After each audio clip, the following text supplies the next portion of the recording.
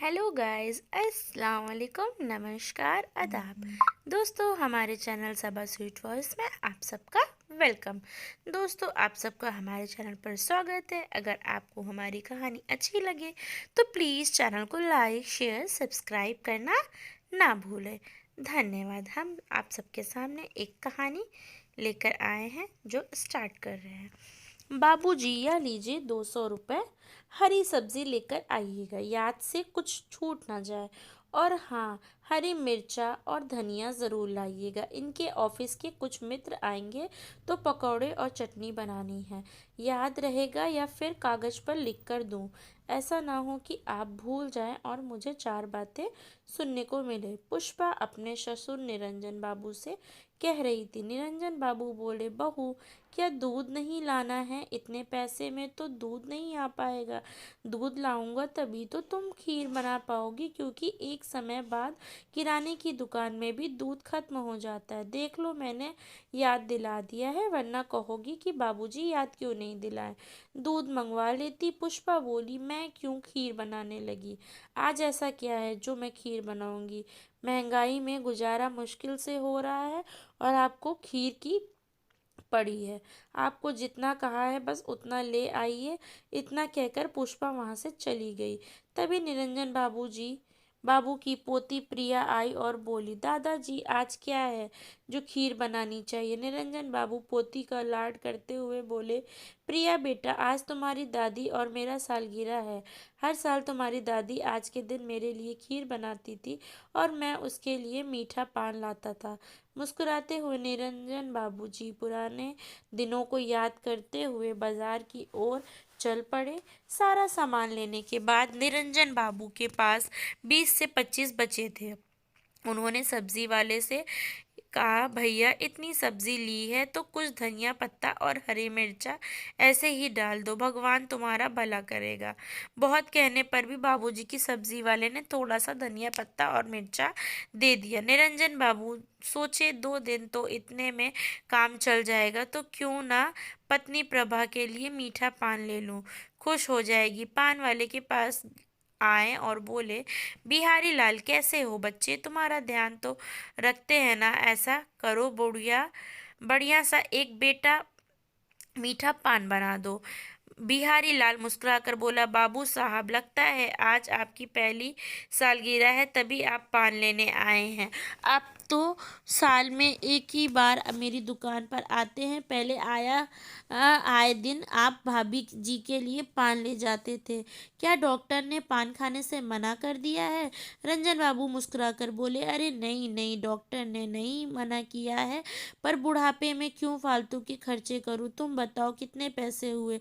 बिहारी लाल बोला, दूसरों के लिए 50, आपके लिए 35। गुलकंद के नाम कितने हो गए? निरंजन बाबू ने संकोच भरी नजरों से उसे देखा और तुरंत कुर्ते में जेब से 25 निकाले। और अब क्या बताऊं तुम्हें बाबू, बहू ने इतने ही पैसे दिए थे, पर जब मैं सब्जी लेने आया तो अपनी पसंद की सारी सब्जी उठा लिया तो सारे पैसे वहीं ख़त्म हो गए। अभी के लिए ये ले लो, अगली बार जब आऊँगा तो 10 दे दूँगा।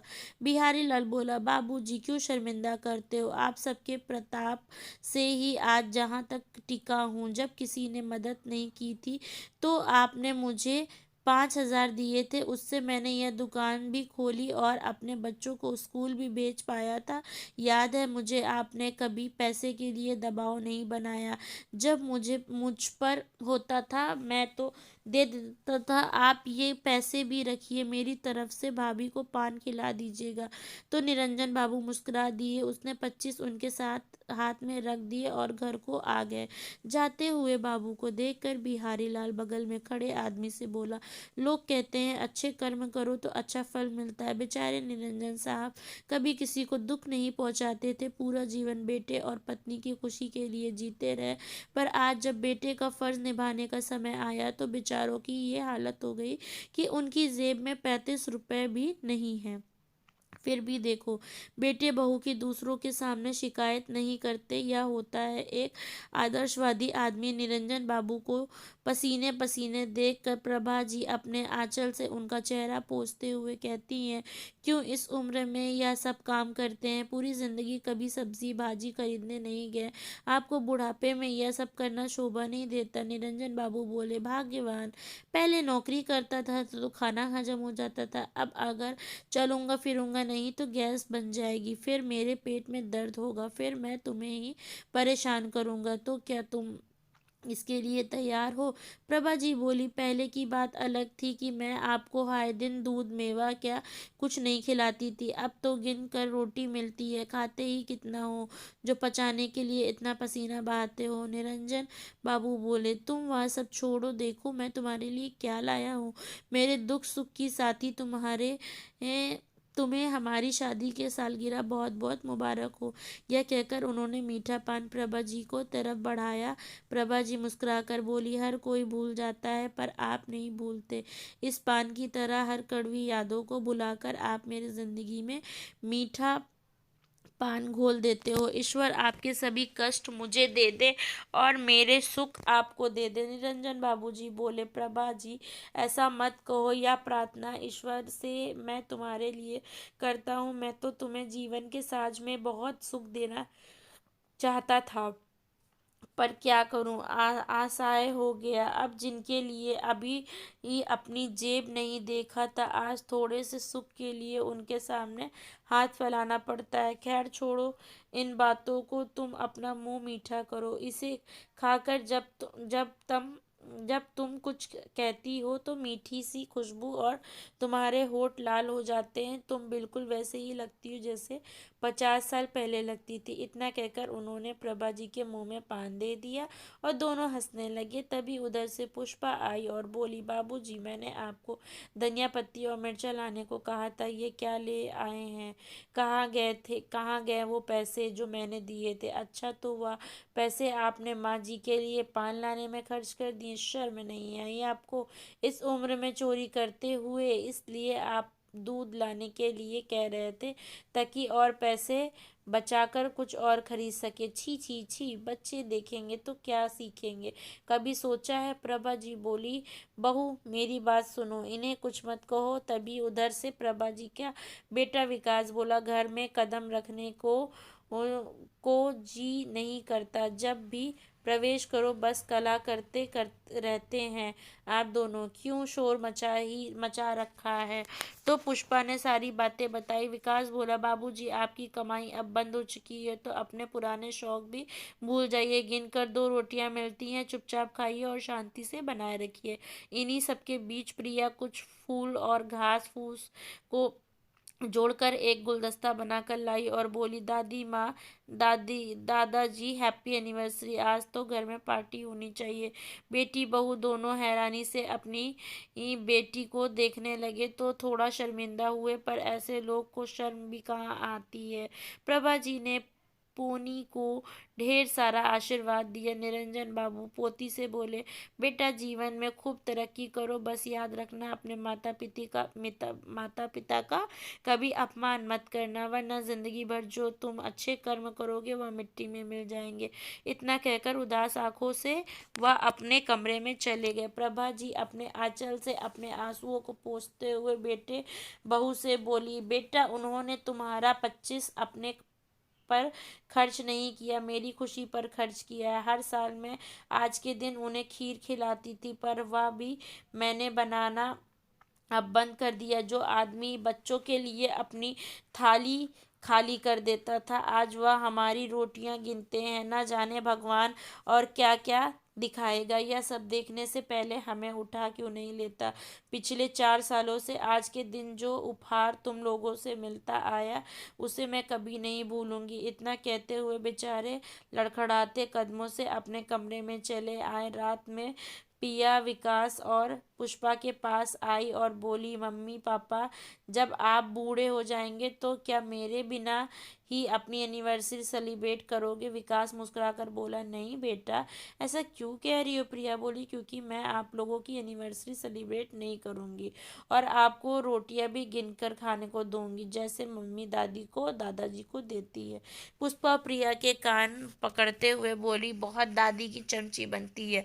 चलो कमरे में, फिर मैं बताती हूँ। आज से तुम्हारी आइसक्रीम चॉकलेट सब खाना बंद। दोबारा अगर इस तरह से बात की तो कमरे में बंद कर दूंगी। वापस आकर पुष्पा विकास से बोली, सुन रहे हो कि लड़की की बातें?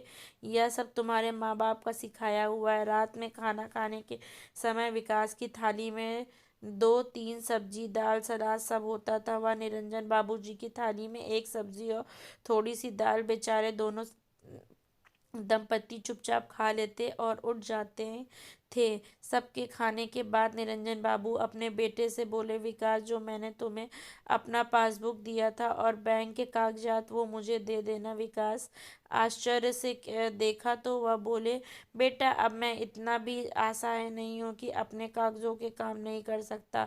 तुम पर बहुत भारी जिम्मेदारियां हैं, घर, पत्नी और बच्चों का क्या क्या संभालोगे? मेरे कागज मुझे दे देना।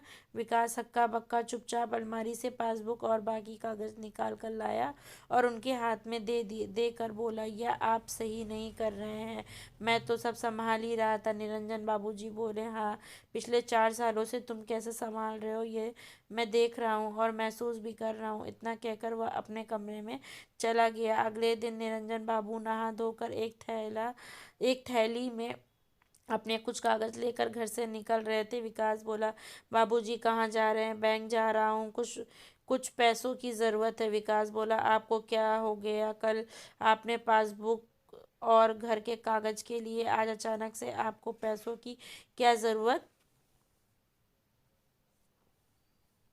पड़ गई? बुढ़ापे में कहीं कोई नया शौक तो नहीं पाल लिया? इतनी भी जरूरत थी तो मुझे मांग लेते। निरंजन बाबू बोले, बेटा, मैं कोई भिखारी नहीं हूँ जो तुमसे पैसे मांगता रहूंगा। याद है तुम्हें?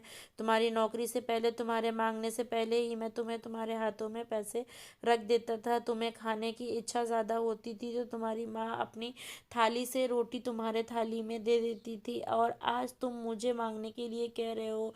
मुझे पेंशन भले ही ना मिलती हो, पर रिटायरमेंट के बाद जो भी मुझे पैसे मिले हैं वह मेरे हैं। शाम को जब दफ्तर से लौट कर आओगे तो मुझे तुमसे ज़रूरी बात करनी है, भूल मत जाना।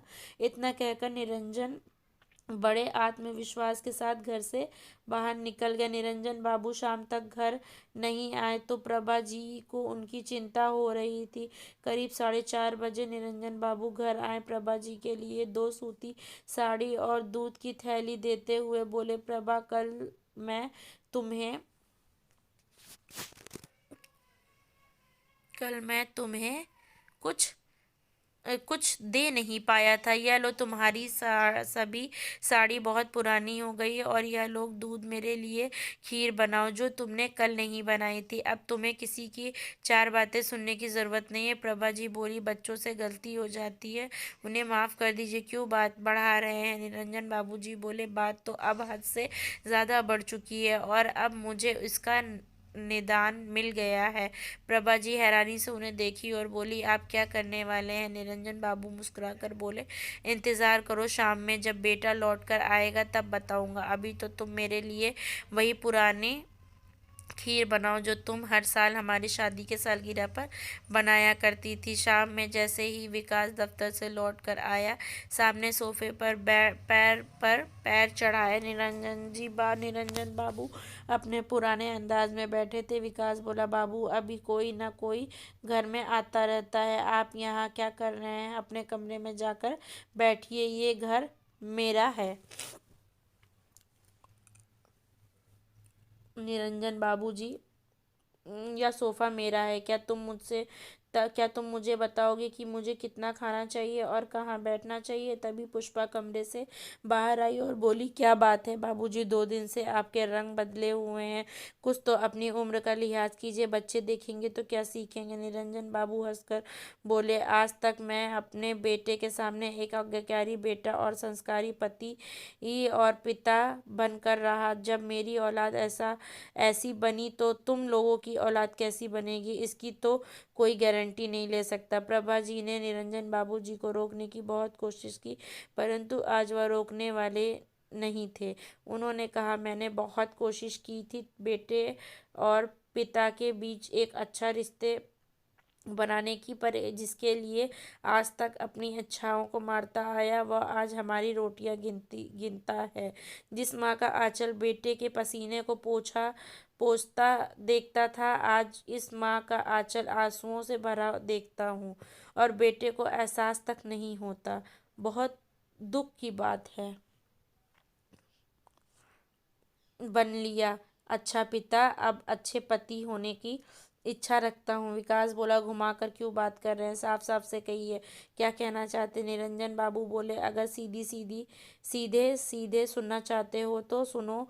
यह घर मेरा है, ऊपर के दोनों कमरों का इस्तेमाल तुम कर सकते हो, जिसके लिए तुम्हें या तो मुझे महीने के 20,000 देने होंगे या फिर घर खर्च और रसोई का काम तुम्हारी पत्नी देखेगी। तुम्हारी माँ घर का कोई काम नहीं करेगी। अगर तुम्हें मंजूर है तो तुम यहाँ रह सकते हो, वरना दरवाज़ा सामने है। सब हैरानी से निरंजन बाबू जी को देख रहे थे। निरंजन बाबू प्रभा जी से बोले, अरे प्रभा, खीर बनाई हो कि नहीं? आज का दिन मैं जीवन भर नहीं भूलना चाहता हूँ, तो ऐसा खीर बनाओ कि स्वाद आ जाए, क्योंकि सीखने की कोई उम्र नहीं होती। यह सबक मुझे जीवन के तीसरे पहर में सिखाना और सीखना पड़ेगा, या मैंने सोचा ही नहीं था। प्रभा जी ने चुपचाप खीर की कटोरी उनके आगे कर दी। निरंजन बाबूजी एक चम्मच खीर मुंह में लेकर बोले, स्वाद आ गया, अपने मेहनत का खाऊंगा, किसी को अब अपनी रोटी गिनने गिरने नहीं दूंगा। विकास और पुष्पा चुपचाप अपने कमरे में चले गए। पुष्पा बोली, मुझे नहीं रहना इस घर में, चलो दूसरी जगह रहते हैं। विकास बोला, बाहर कितनी महंगाई है तुम्हें पता है? घर का किराया 25 से 30 हज़ार है, ऊपर से राशन पानी कैसे करेंगे? घर में काम काम से कम चावल और आटा गांव से आता है, और किराया भी देना नहीं पड़ेगा। जो बाबूजी ने कहा है वैसे ही होगा। अगर तुमने पहले सब संभाल लिया होता तो आज यह दिन नहीं देखना पड़ता। अब पुष्पा घर का काम करती है और अब ठाठ से निरंजन बाबू खाते हैं और पोती को भी खिलाते हैं, और हमेशा प्रभा जी से कहते हैं, जितना तुम्हें करना था तुमने कर लिया, अब अपने लिए जीना सीखो। न जाने कब बुलावा आ जाए तो क्या फटे हाल, क्या भूखी जाओगी? प्रभा जी भी सोचने लगी कि सच ही तो कह रहे हैं, कितना कुछ बेटे के लिए किया, पर उसने बदले में क्या किया? निरंजन बाबू ने अपनी आधी संपत्ति वृद्धा लोगों के नाम कर दी और आधी संपत्ति अपने पोती के नाम कर दी, ताकि भविष्य में उसे पढ़ाई लिखाई में कोई परेशानी ना हो। बेटे बहू को अपनी गलती का एहसास तो हुआ, पर निरंजन बाबू को जो करना था वह कर चुके थे, अब उन्हें कोई चिंता नहीं थी। मित्रों, क्या युवा वर्ग यह भूल जाते हैं कि जहां आज उनके माता पिता हैं, कल उस जगह उन्हें भी जाना है। खुदा ना खास्ते अगर उनके बच्चों ने उनके साथ दुर्व्यवहार किया तो क्या वह सहन कर पाएंगे? वक्त रहते अपनी भूल स्वीकार कर लेना ही बेहतर है। हमें इस कहानी से श्रेष्ठ मिलता है कि हमें अपने माँ बाप का हमेशा मान सम्मान बनाए रखना चाहिए और उन्हें हमेशा प्यार देना चाहिए। अगर हमारी कहानी आपको अच्छी लगे तो प्लीज़ हमारे चैनल को लाइक शेयर सब्सक्राइब करना ना भूलें। हमारे चैनल को सपोर्ट करें।